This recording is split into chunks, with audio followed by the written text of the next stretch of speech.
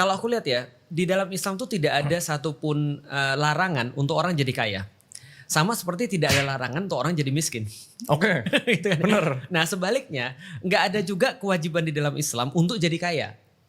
Ataupun kewajiban untuk jadi miskin. Berarti sebenarnya emang gak ada kewajibannya. Bukan yang ada ya satu kayak jangan nggak boleh miskin, bukan yang ada ya? Nggak ada. Nggak ada. Nggak ada. Yang ada adalah miskin mendekatkan pada kekufuran. Oke. Tapi ada, jadi gini, aku jelasin dulu basic pandangan Islam. Pandangan Islam basicnya adalah ngelihat kaya sama miskin tuh sama. Sama-sama ujian. Sama-sama sebuah hal yang harus kita jawab. Contoh misalnya ya, kalau kita pergi ke sekolah dan kita punya ujian itu kan cuma soal.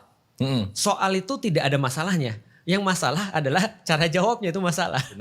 Kalau cara jawabnya benar, dapat nilai bagus. Kalau cara jawabnya salah, nilainya jelek kan gitu kan ya. Benar. Nah, kaya dan miskin itu soal. Cara jawabnya seperti apa? Oke. Kalau kaya itu membuat kita lebih dekat sama Allah, berarti kekayaan itu berkah. Kalau kemiskinan lebih dekat pada Allah, berarti kemiskinan jadi berkah. Tapi kalau argumentasinya kayak gini, Iya, kalau kita kaya kan kita bisa lebih banyak ngebantu orang. betul. Dan lebih baik menangis di Ferrari daripada di bajai. Benar, itu benar juga. Nah, makanya di dalam Islam apapun yang mengantarkan kita kepada Allah itu jadi bagus, apakah itu kaya, apakah itu miskin. Tapi yang menjauhkan kita daripada Allah, nah apakah itu kaya, apakah itu miskin, jadinya buruk. Contoh kayak gini ya misalnya. Pertanyaan aku sederhana. Menurut Ray lebih sulit ujian orang susah atau ujian orang kaya? Ujian orang susah. Yakin? Nggak tahu. Oh mungkin bener juga kalau kaya jadi kayak banyak cobaan yang Betul. Yang ngerti. Ternyata banyak orang yang lebih banyak orang yang lulus ujian ketika dia susah ketimbang dia ujiannya ujian kaya. Contoh ya misalnya ya, kita bisnis nih misalnya, kita bisnis sih oke, kita bagi berapa nih 50-50. Lu bagian promosi, aku bagian dalam nih, aku bagian finance dan segala macam. Aku lu bagian luar, aku bagian dalam. Oke. Ketika kita nggak ada duit, itu kita nggak akan ribut. Benar. Tapi begitu kita ada duit, Itu yang mulai ada selalu mikir, terjadi. kan? Itu yang selalu terjadi. Kayaknya nggak bisa 50-50 deh. Nah itu benar. Kayaknya 60-40 deh. Kayaknya aku lebih banyak daripada dia dan seterusnya. Yang gue sering lihat terjadi di Indonesia. Karena orang segila agama itu mungkin bilangnya mabuk agama. Benar, mabuk agama. Itu bisa membodohkan orang. Banget. Dan itu yang kayak in a way ya, setiap ngobrol sama orang yang dalam banget soal agama, kayak ngomong agama, nggak tahu kenapa udah jadi di belakang kepala tuh, waduh ini orang udah mabuk agama. Agama, betul. Nggak bisa diomongin secara logika, nggak bisa secara. Kenapa realitanya begitu? Ya, ini berbicara realita, ini yang menjadi self introspection pada setiap muslim yang ada di Indonesia dan ada di dunia. Tapi ya karena kita orang Indonesia, kita ngomong di Indonesia. Jadi gini, problematikanya adalah agama di Indonesia itu tidak pernah dimulai diajari dengan why, tapi dengan what and how. Karena diajari dengan what and how, kebanyakan mereka jadi problem, jadi masalah. Contoh ya, sederhana. Kenapa kita bilang misalnya ada orang beragama dia semakin misalnya sulit untuk diajak untuk rasional, untuk diajak untuk ngobrol secara logika. Karena dari awal dia melihat agama itu tidak rasional. Dia nggak mulai dengan why, dia mulai dengan what and how. Contoh ya, kita berbicara tentang takdir misalnya. Berapa banyak lu ketemu orang muslim, lu kemudian bilang, kalau sudah takdir pasti jadi punya kita. Kalau belum takdir, itu nggak jadi punya kita. Itu kalau dimaknai bagus, Ray, itu keren banget. Kenapa? Karena membuat orang kalau dia dapat sesuatu, ini bukan saya, ini Allah. Nah balik lagi, yang orang yang bisa bertanya why, Betul. itu orang yang punya taraf berpikir. Benar. Makanya Islam disuruh dari awal mikir. Oke. Guru-guru menaikkan taraf berpikir. Termasuk Ray menjadi guru karena menaikkan taraf berpikir orang. Gak harus jadi ustadz kan.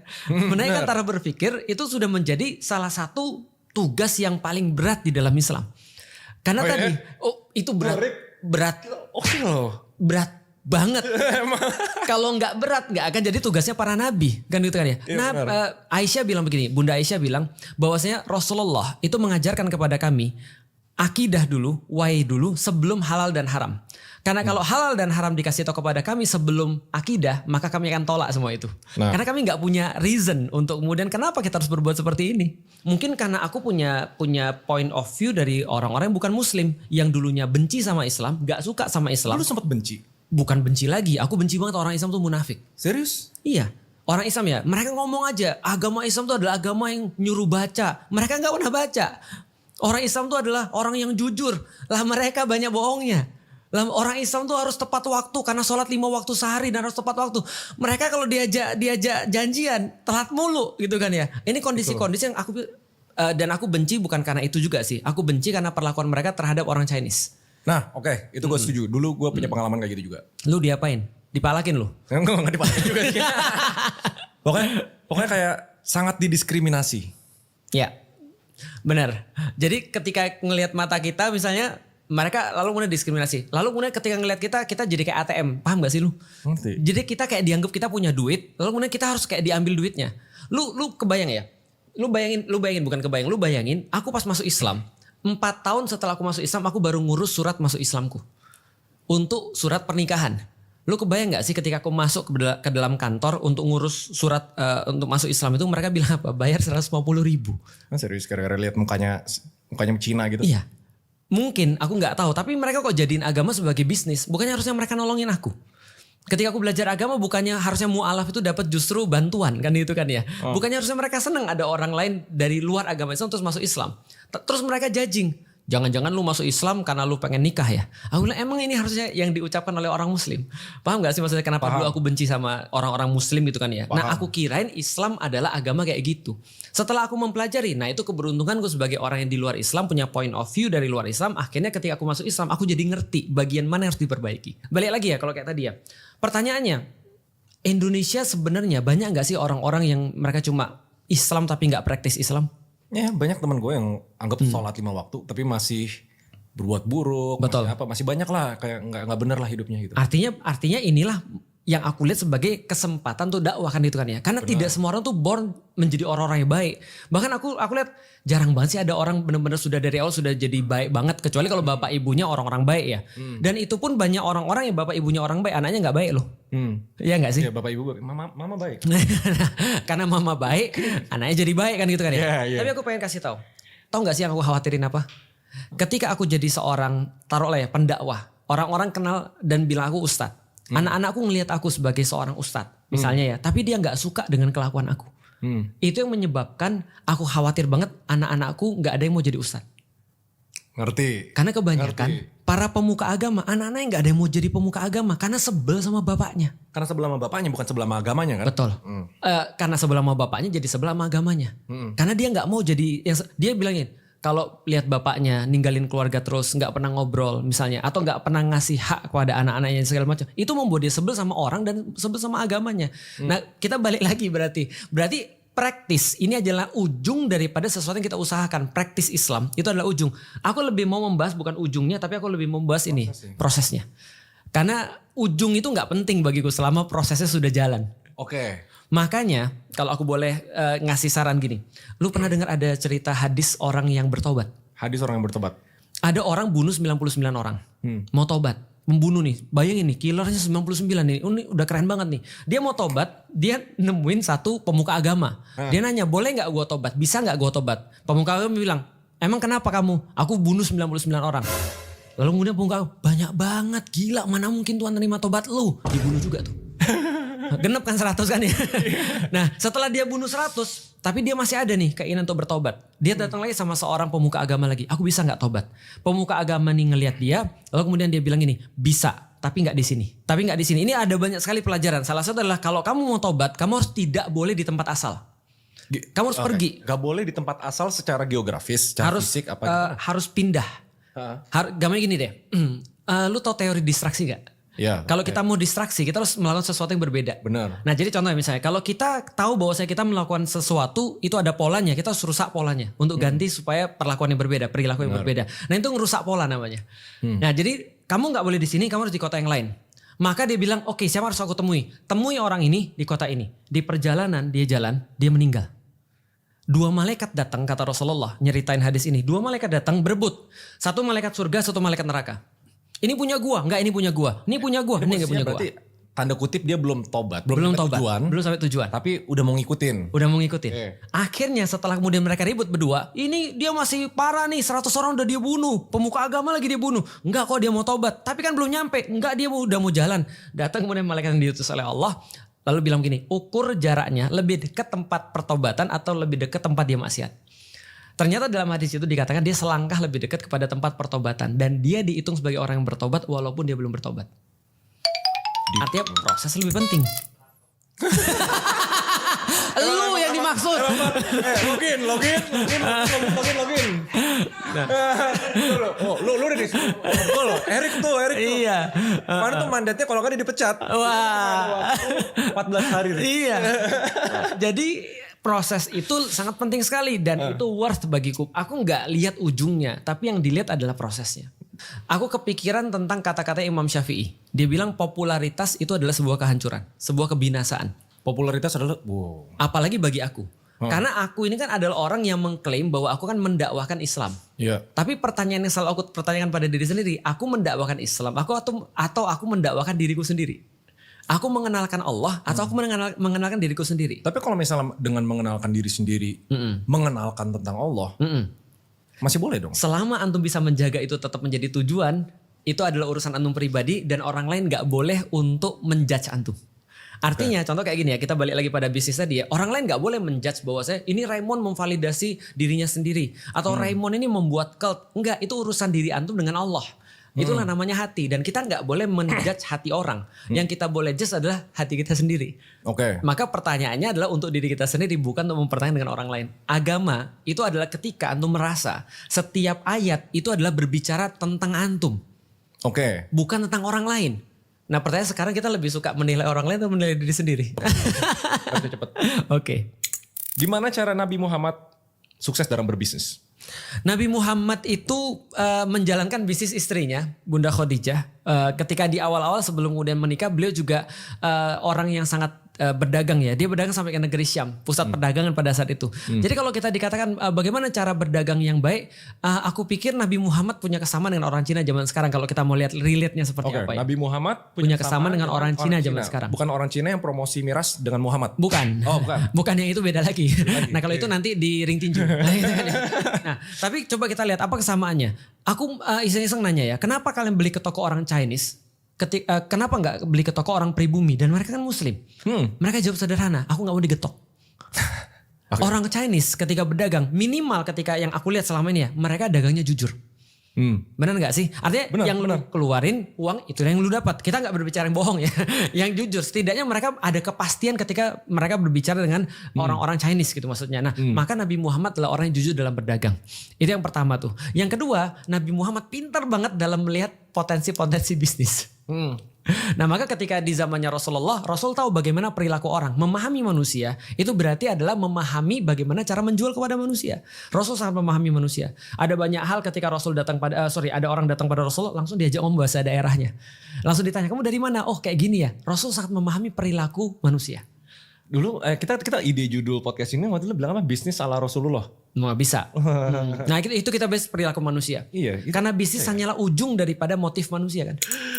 Saya ingin mendengar pendapat Ustadz Felix tentang mengapa Allah lebih banyak menyuruh kita manusia untuk berpikir menggunakan akalnya daripada menuruti perasaan.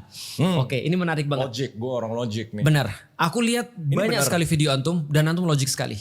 Jadi kayaknya kita itu tidak menyisakan ruang untuk perasaan kayaknya gitu. Ya, karena gue baca juga kan dulu pas Ustadz Felix sempat ateis, itu kan logik banget. Betul. Nah, kenapa tetap diarahkan untuk kita berpikir secara logika gitu, bukan dengan perasaan? Menariknya di dalam Islam, kupikir ya, aku baca banyak sekali kitab suci yang lain.